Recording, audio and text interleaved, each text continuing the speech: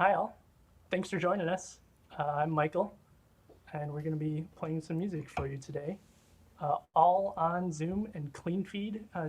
Everyone here is in different places, so we've got our little names here. Simon is in Morris, Zack is in Duluth, Melanie's in Winona, Maia's in St. Cloud, Craig's in Fergus Falls, and Mandy's also here in Minneapolis with me, just across the wall. So yeah, we'll play some music together. Feel free to say hi in the chat, comment on things. We'll have a Q&A at the end, so if you drop in your questions while we're playing, that's great, and we'll check in on those at the end. And let me know if anything is sounding. If things aren't sounding great, you can let me know in the chat, and I'll try to maneuver that a little bit. I'll be mixing it as we go along.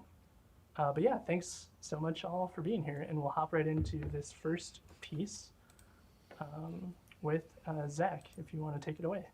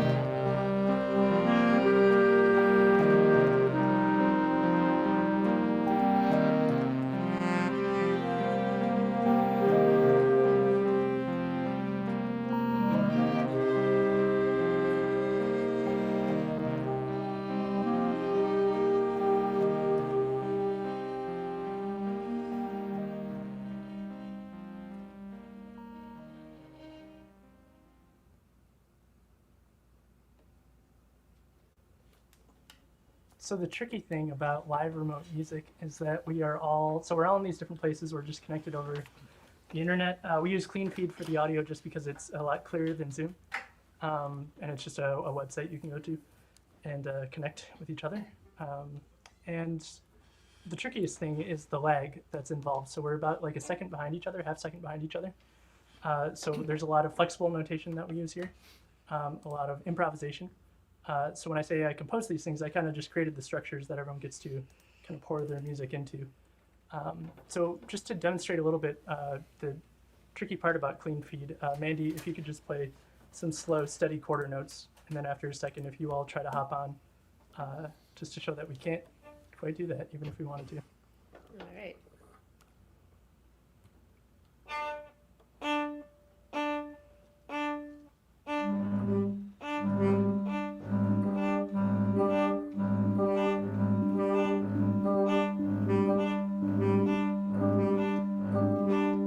So that's as close as we can get. And it's not a steady lag either, it's variable, so we can't even try to build something in that way. So it's just a lot of flexibility in the music, which is fun. It just kind of invites, like I said, a lot of improvisation, which is a fun kind of world to work in. If you have any questions about that, feel free to type them in the chat. We'll get to that at the end.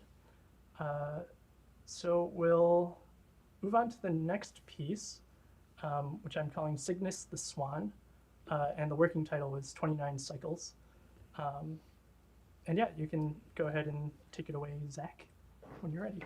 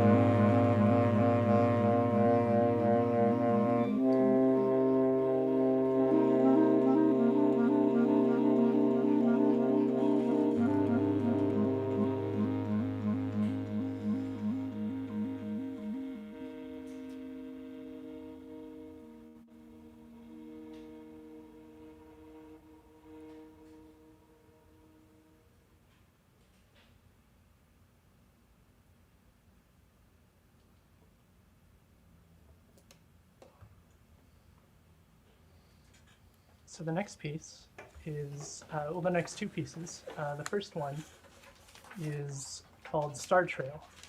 We've just been calling it Chain Ostinato Improv. So if you don't know what a star trail is, it's when somebody takes a kind of open exposure photo of stars so that as the Earth rotates, it seems like the stars are creating these big, huge concentric circles. So go ahead and Google star trail, take a look at one of those. They're beautiful. So in this piece, what people are going to do is improvise one after the other with some kind of guidelines. And it'll be kind of like brickwork. So the first person will go, the second person, third person, fourth person, and then on and on. So if you look at that star trail, it's kind of these concentric circle brickworks kind of layered against each other. So that's the idea of this next piece. And then following that, without me interrupting in the middle, will be a piece that Zack will lead off of, that I was, the working title again was New Rec 466. We had a lot of kind of funny working titles, but the official title will be Vela, the Sail, a constellation. Yeah, so we'll hop right into that with Star Trail.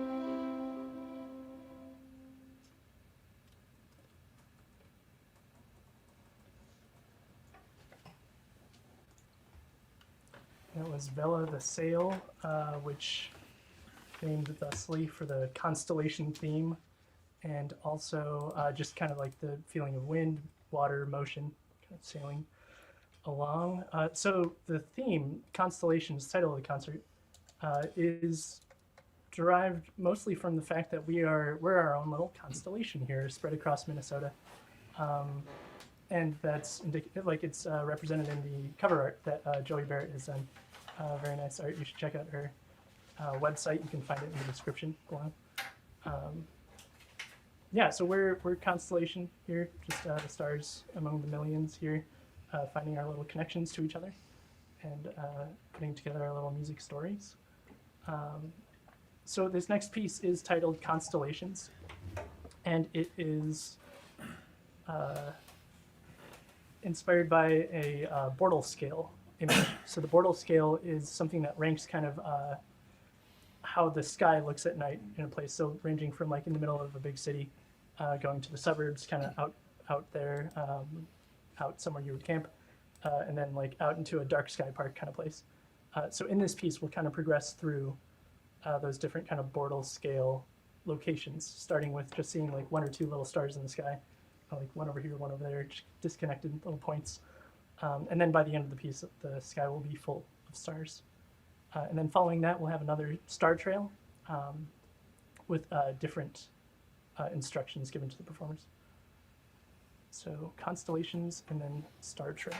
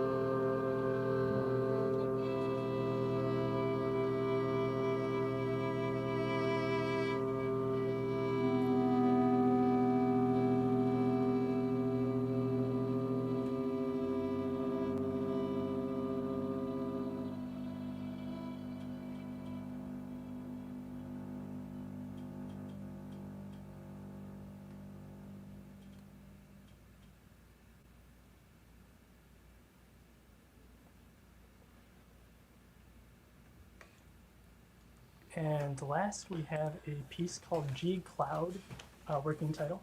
And before we get to that, just some thank yous. So thank you again to Joey Barrett for making the cover art for Constellations. Thank you to the Minnesota State Arts Board for funding this project. This is a creative support for individuals grant that's supporting this project.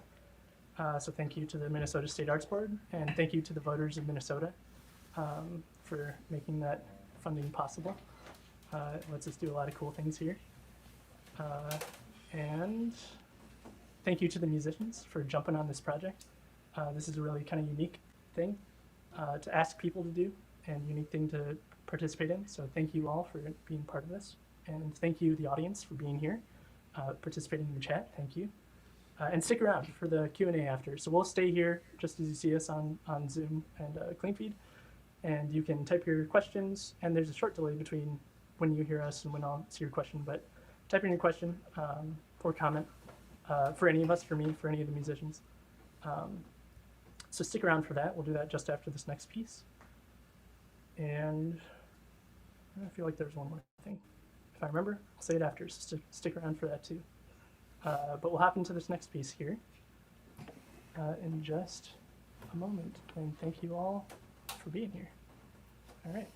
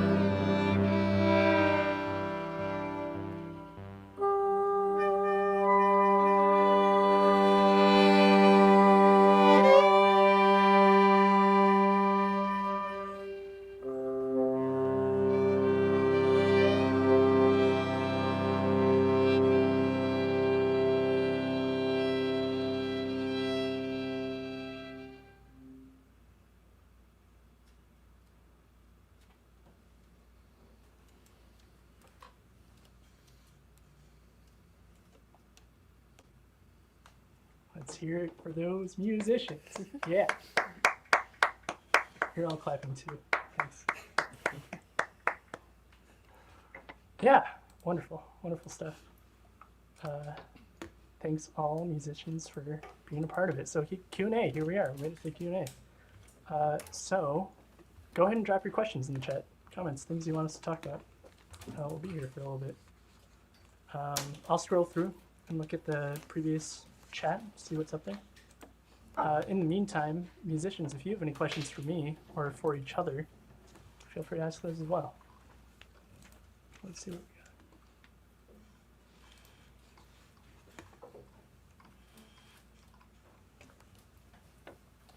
got.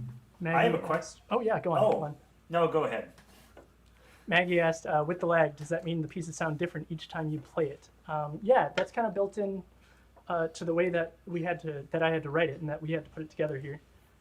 So the lag does make it different every time. So we have to create structures that allow us to be different every time. So a lot of what you heard just then was improvisation. So like Mandy, that whole last time was just kind of playing in a style that we had talked about, but just kind of going on top of what else was in there. The performers just had little. Well, I'll drop the sheet music in the description at some point, so you can all look at that at your leisure instead of me trying to describe it. But yeah, so we had to make the pieces different every time. Absolutely. What was your question, Craig?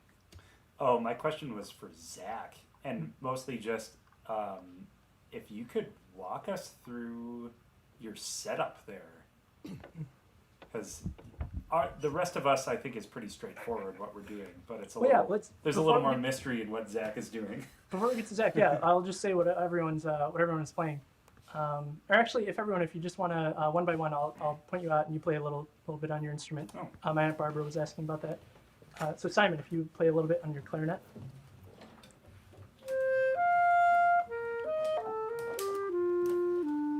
And Melanie, if you could play a little bit on sax. Sorry, you might have put away your instruments. Melanie, if you could play a little bit on the saxophone.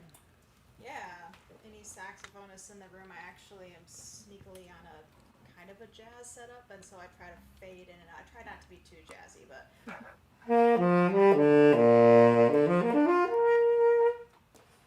And that's specifically tenor saxophone. Oh yeah, tenor saxophone. And Maia, if you could play a little on your bassoon.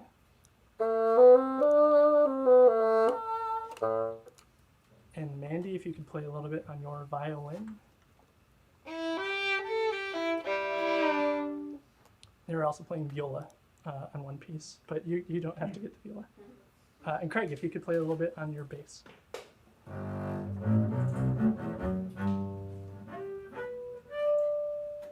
And bass has got a lot of names. I like to call it a double bass, but contrabass, stand-up bass, string bass. Do you call it anything in particular, Craig? Yeah. Or just don't call it late for dinner? Just don't call it late for dinner. Yeah. Let's see what else we got. Oh, my chat just went funny.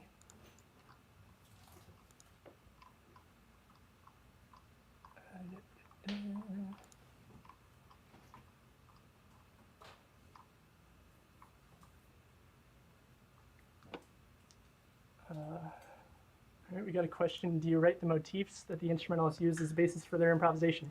Sometimes. So on that last piece, I didn't give them any motifs or kind of themes or anything to work with or any material. So Mandy, I didn't give any material to on that last one. One that I did give material for was the second piece, working title 29 cycles, title Cygnus the Swan. That's one I'm actually pretty interested in the way that composition went, the route that it took for me to compose that and for us to work on it. So I did give little prompts at the beginning of sections to Melanie to kind of put Melanie in the sound world I was thinking. And then after that, I would just give a pitch set, a specific set of pitches for Melanie to work with, and a specific range to play in. And then at the end, there's specific written out material, but temporally free, so Melanie could play it kind of as fast or slow as she wanted. And that one, I'm really interested in that one. So again, I'll drop all these in the chat or in the description later, so you can look at them. But that was one where I gave more themes, and that was an interesting style of composition to me, kind of halfway. But a lot of them, no, people were just kind of doing their thing. So for example, New Rec Force, or Vela the Sail is the official title, working title. New Rec 466, that was the fourth piece. Zack had an entirely written out part, and then everyone else had kind of amorphous parts of just specific pitches they could play, or the instruction there was just to play kind of in scales. So without leaping around, but just in scales was an instruction that I gave there, and gave a specific scale to them to play in. Another One question thing that from, oh yeah. was kind of neat about it was we had like numbers, like rehearsal numbers, and then what we figured out was for Michael to just type like 1 in the chat, and then we would get a little thing that went boop, and then we would see like 1. Okay, so that means we're here now, like we're gonna do this part. So about half the pieces I was queuing kind of secretly in the chat. So one thing I like about this setup is that Cleanfeed, you're hearing exactly what the musicians are hearing. We don't have any personal mixes. So you're hearing exactly what all the musicians are hearing. Same for Zoom. We don't have anything else except the chat. So that's a fun little thing. I just got to cue them in the chat. Just 1, 2, 3. So previous times I've done this, we've like held up fingers 1, 2. But it turns out the chat, really easy to catch that. It just pops up. So that was a good find this time around. I've done this twice before with Lyra Voices and with 10th Wave. So this is the third kind of live remote concert. So I'm figuring out the little tricks. Got a question from Ben. Oh, so I know you've done similar asynchronous works before. Have you learned from those previous works that helped with this performance? So yeah, so those are the previous ones. Things I learned is a lot of the tech stuff. So just like figuring out how to push the buttons right, get the live stream set up right, what the bit rate and stuff should be. So stuff like that, but it developed a lot. This one included a lot more improvisation. So not so much that I learned from it, but just trying out different things each time. Trying out more improvisation in this iteration was a lot of fun, figuring out how that would go. What else I learned? Yeah, learned a lot every time. If I think more on that, I'll let you know what else I've learned. Curious about the musicians' experiences as they're playing. Bridget Maiorana asks, my mom asks. So yeah, what are your experiences as you're playing? I guess like as I'm cueing things, if you're like, there's the number. If it's like startling, or yeah, if you can speak to any of your experiences playing. Yeah, I can go. I know that there was, in the rehearsal process, there was a lot of really wonderful back and forth between how, from Michael, how do I write this so that it makes the most sense to what we are all trying to accomplish? And we found a really good system. And so by the time we were performing it this evening, I think it felt really seamless to me personally. And a little side note, it's such a privilege to be able to perform, and a little intimidating, but Michael's such a nice guy, to perform with the composer right there in the room, kind of giving feedback and encouraging. So that's my 2 cents. Yeah, I would say it's more about, well, not more, but for me it was about responding, looking at the screen, responding just in an intuitive way as a musician, and bringing something to the table that perhaps people heard or perhaps people responded to. Yeah, I'd agree with that. I think what I liked about it is all this music, it's in the way that we have to do it. It's really like listening focused. So while you're anticipating all these like cues in the chat, more than that, I find myself just really zoned in on what everybody else is doing, more than if we were like playing all together with the conductor and watching a conductor or something. And so I think it's special because of that. Yeah.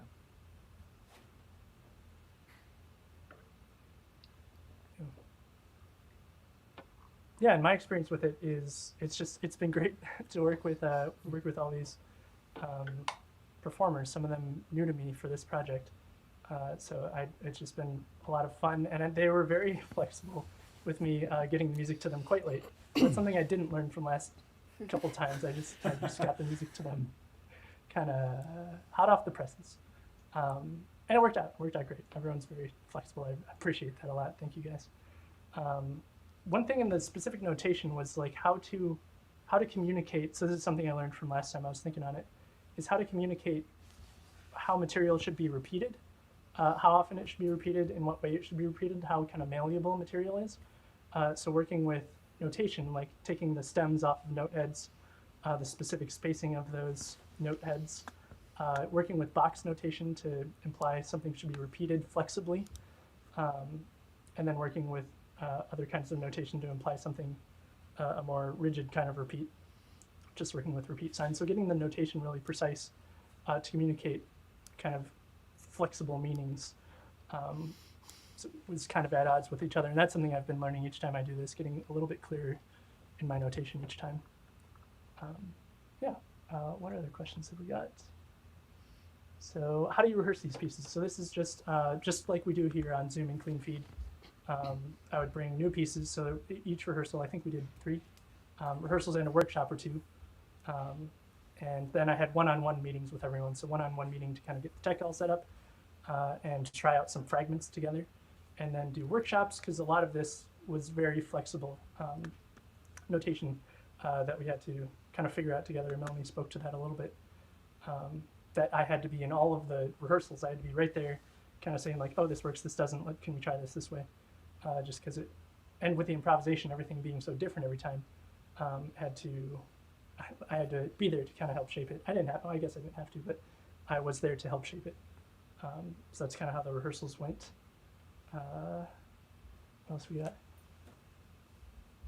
Do y'all tune together? Yes. I forgot to prompt that first couple times, I think, but then we tuned twice before this performance. So, yeah. So we tuned to the synth. Synth just put out an A, and we tuned to that. Michael, and then playing, oh yeah, Simon. Yeah, just to go back to the beginning, what inspired you to create this sort of music, and is it part of your usual style? So it was a pandemic thing mostly. I received a KCF Create grant at the beginning of 2020 and had all these ideas of what to do. And then pandemic started, so I had to figure out how to pivot from there. And a lot of people were kind of figuring this stuff out in April and May in 2020. C4, a choir out in New York, was doing cool work in this space. So I tried that out with the Lyra Voices and really enjoyed it. So I hadn't worked too much with semi-notated, semi-improvisational music before that. So that was a totally different way of working for me. But yeah, it's a lot of fun, and I have been incorporating it a little bit more into my kind of concert music performed in person.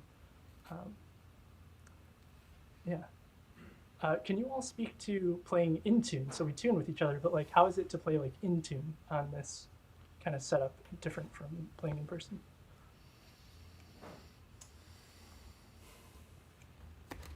I don't know if it's much different, actually.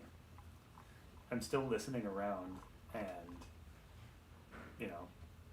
stuff where the kind of fun thing though is that it is aleatoric and semi-improvisatory, so you can take it in a really consonant or a dissonant direction. But I'd say for the most part that I'm listening just about the same as I would if we all were in the concert hall together. Nice. I'd agree. It's pretty similar, except for the spatial part of it. I'm used to being able to like listen to the bass over there, but everybody is right here. Yeah. That's interesting. I hadn't thought about that too much. Another question, how does a virtual concert compare to in person? Do you prepare it in the same way? Anything that's harder, easier, from Madeline? So that's kind of goes along with some things we've said. Anything to add to that, you all? How does it compare to in person? Anything that's harder, easier in this space?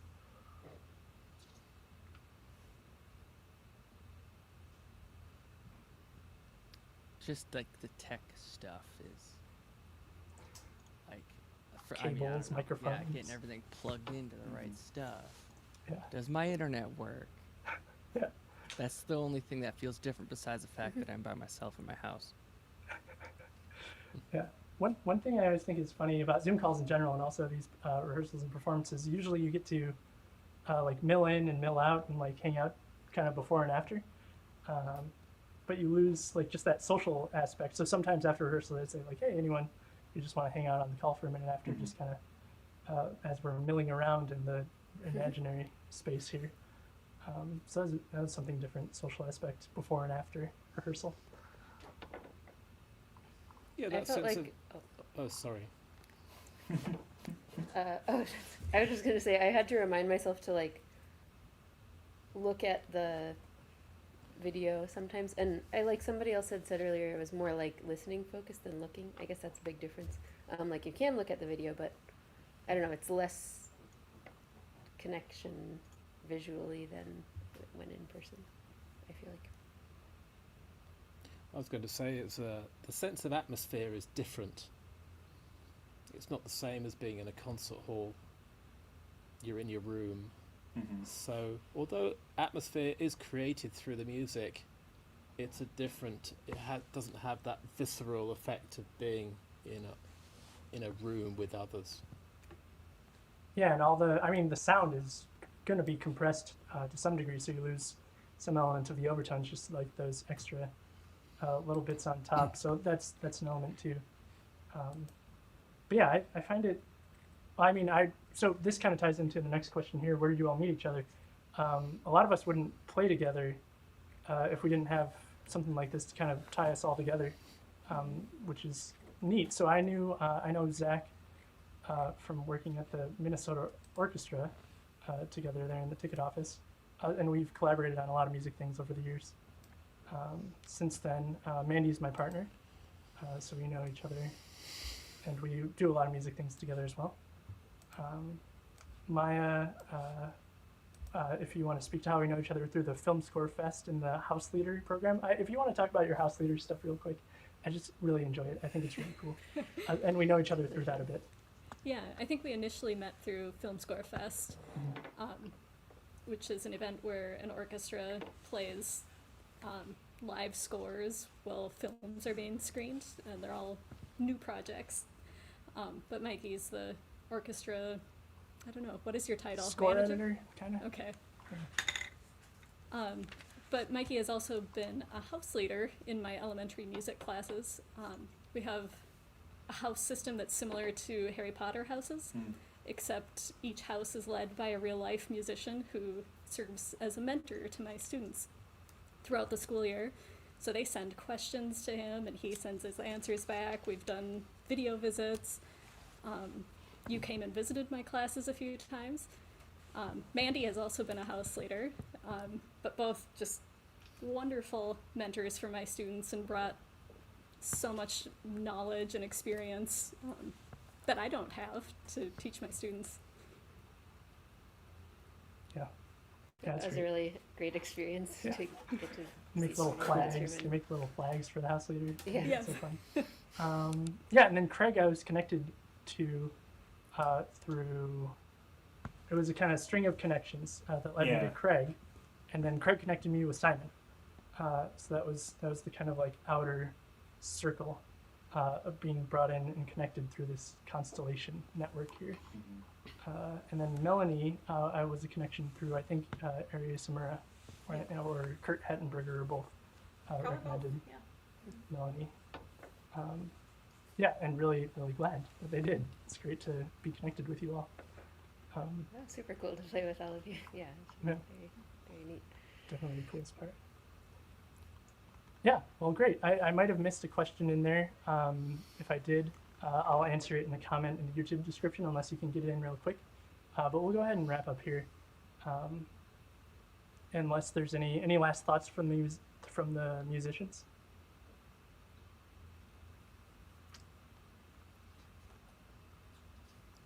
No, just thanks for the opportunity, and thanks for everyone who was watching.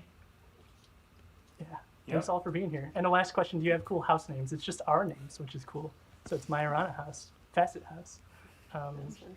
which is fun. Yeah. Well, yeah, great. Thanks all for being here. We'll sign off. All right. Catch you next time. See ya. Thanks, everyone. Thank you.